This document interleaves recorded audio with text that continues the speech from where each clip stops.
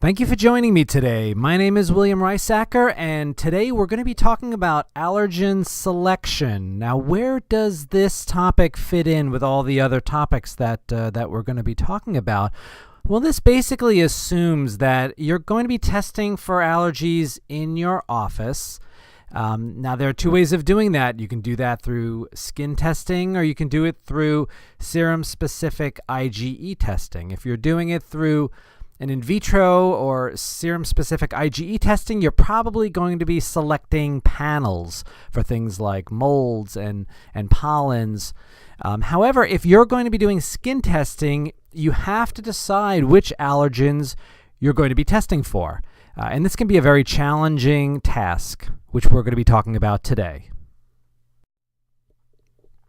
But first, let's go over some of the major categories of IgE-mediated inhalant allergens. So we're not going to be talking about food allergens just yet. There's another lecture which we'll be talking about diagnostic as well as therapeutic approaches to food allergens. But today we're looking at IgE-mediated inhalant allergens, and we can divide it up into outdoor and indoor. The main outdoor allergens include the pollens, such as the trees in the spring, the grasses in the summer, and then the weeds in the fall, and mold, which can be both an indoor and outdoor allergen, and that can also have some seasonal patterns. And the indoor allergens, which are most important during the cold weather when you're spending more time indoors, but they are important all year long, include pet dander, dust mites, cockroach, rodents, and the molds as well. Now, choosing the allergens to treat and to test for in your office can be a very daunting task. There are allergy supply houses which have a seemingly endless list of allergens that are available.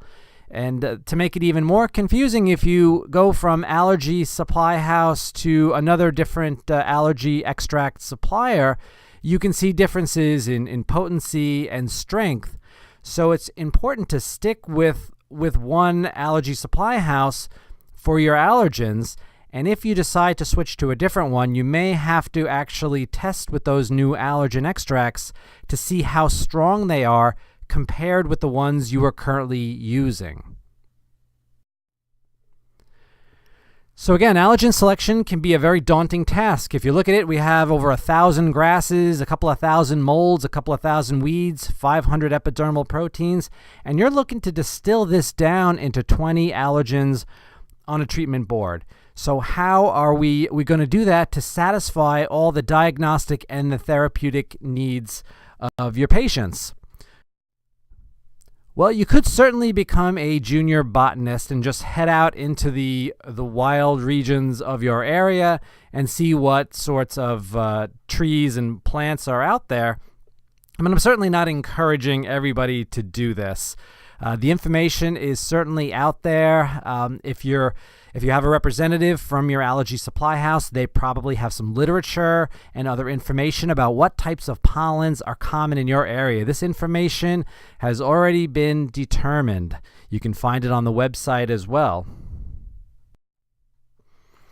The types of factors that you're going to be looking at when determining what allergens you're going to be testing for and treating for in your office include, of course, the geographic distribution.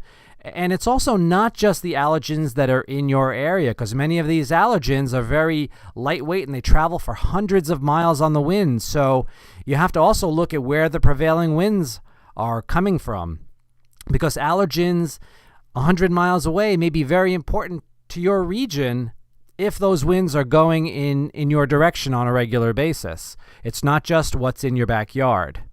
The patient history is also very important. You'll learn over time which allergens your patients tend to be sensitive to, and as you go along, you may decide that those 20 allergens, maybe you should switch out some of them or just take some out of the treatment or the testing set and switch a few others into it, depending on what you find in your patients.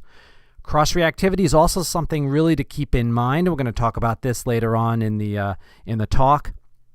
The allergenicity. So what makes a protein allergenic or able to cause an allergic type of reaction? And of course, you want to look at the costs of extracts. It would be nice to stock 100 or so extracts, but that may be cost prohibitive to you. And you want to also see what your reimbursement is to know what types of extracts you can afford. So Thoman's postulates, these are very important because this actually tells you what makes a protein allergenic. So in other words, what makes it likely to be causing an allergenic reaction or a sensitivity in your patient's body, in their aerodigestive tract? Well, the first one is that it should be a seed-bearing plant with wind-borne pollen. If the pollen is not getting into the wind, it's not going to get to your patient's nose, and it's not going to be able to sensitize your patient and cause symptoms in your patient. We see this all the time with the yellow powder in the springtime that falls on people's cars, and they think they're allergic to that, but actually that's pine pollen, which is very heavy. It does not stay windborne, and it falls down onto the car. So it's not a very allergenic pollen, but it does tell you that pollination is occurring. The pollen should also be produced in large quantities. And as I mentioned before, it has to be buoyant enough to be carried on the wind for a considerable distance. Pollens have a diameter about 15 to 60 micrograms. These are lightweight proteins that could travel on the wind for hundreds of miles. The size of the allergen also helps determine where it's going to be deposited in your respiratory tract, which we're going to be talking about in a little bit as well. It should be abundantly distributed and grown near human habitation. So if it's in the middle of the desert, then it's probably not going to get to you and able to cause sensitization and symptoms. So satisfying all these requirements really makes it more likely that a protein will become allergenic. Now let's just talk for a minute about cross-reactivity and epitopes. What is an epitope?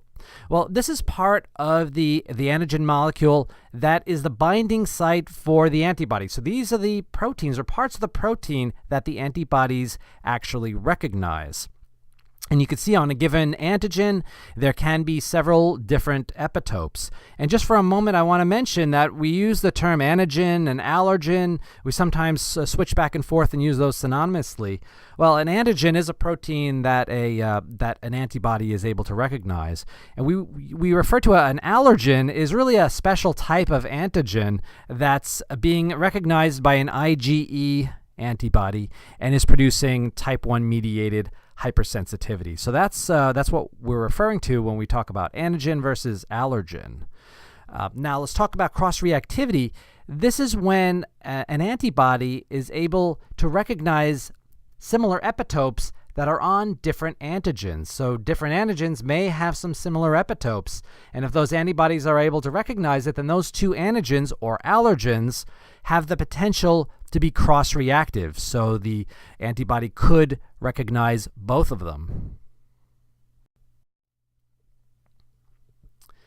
Now these are the U.S. pollen zones, and if you look on the internet or look in some reference textbooks, you're going to see these, and these are helpful in determining which allergens, particularly the pollens, that you're going to be using in your treatment as well as your diagnostic set. And the length of the pollination season differs. They're longer when you go down to the south, where they have pollen present almost the entire part of the year, whereas in the Northeast we see it mostly in the springtime to the fall.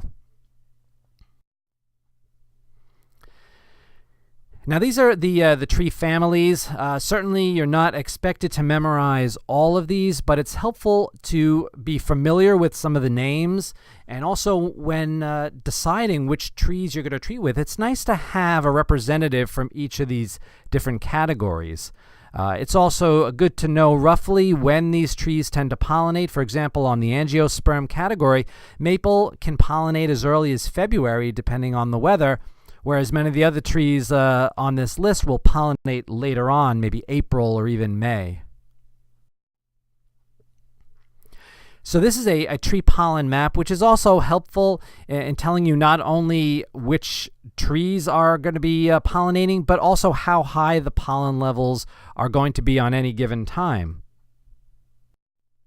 You can also get this information very readily from the website. The National Allergy Bureau produces pollen and mold reports, which will tell you the level of pollen from each of the categories, trees and weeds and grasses, on any given day. And this is helpful not only for the clinician to predict which types of patients are going to be coming in and what they're going to be reacting to, but it's also helpful for the patient to know when these pollens are high so they can take extra precautions as they're heading out the door.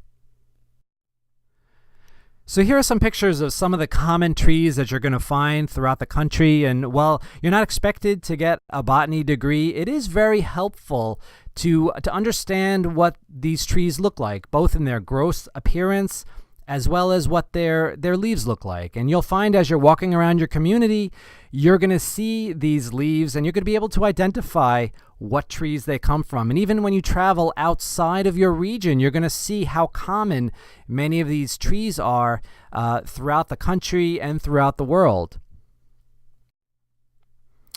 And these are some pictures of the common grass varieties that you're going to see. There's a lot of cross-reactivity between these grasses. You may say, well, the grass that's on my lawn does not really look like that. And it's true. The grass on our lawns don't pollinate because we cut them too often. So you only see the very lowest part of it. However, the flowers that are on the top of the grass, that's the ones that are producing all of the pollen. And again, here we see some of the common ragweed varieties. Overall, ragweed is probably the most important pollen that we see in the fall. And while the cross-reactivity between the different weeds may be intermediate in nature, there's high cross-reactivity between all of the ragweed varieties, the short, the giant, and the western. And if you walk throughout the parks in your area, you're going to see that this is a very common allergen. It's really present all over. Fungi, this is a group that is very heterogeneous. They are located indoors, they are located outdoors, they have some seasonal spikes as well, and we're going to talk about this in later talks, but fungus has been on the planet longer than humans have been, and they're going to be around a lot longer after humans are no longer on the planet. They're extremely hardy. They survive freezing, they survive boiling, so they know what to do, and they're a very important allergen to test for and to treat when present. However, it's important to understand also with fungal spores that they are very irritating for the respiratory tract. So even if your patient is not allergic to fungi on testing, if there's a significant level of spores, they will have symptoms related to that. They don't have to be allergic. So these are some common fungal spores. We see Aspergillus, Bipolaris, Curvularia.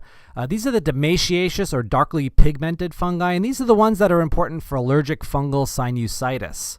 It's important to understand that the allergy can come from either the spore or from the mycelia, which is the long part that's extending from the spores.